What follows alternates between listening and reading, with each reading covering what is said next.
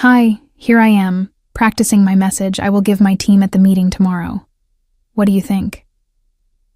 Listen up, team. We've been beating around the bush on this major client proposal for too long. It's time to get the ball rolling and nail down a solid strategy. This is a huge door opener that could really get our foot in the door with their company, so we can't afford to drop the ball.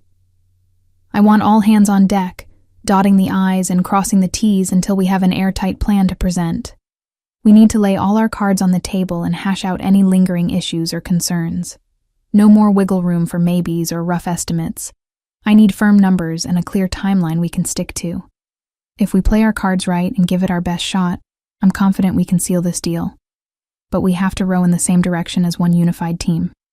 So let's circle back, get on the same page, and set up a face-to-face to make sure everyone is up to speed. I'll lean on the experts as needed to cut through any red tape and bring this opportunity over the finish line. The ball is in our court now, people. Let's make it happen and show them what we've got. Any surprises that pop up, we'll handle them together and throw a wrench into anything derailing our efforts. Who's with me?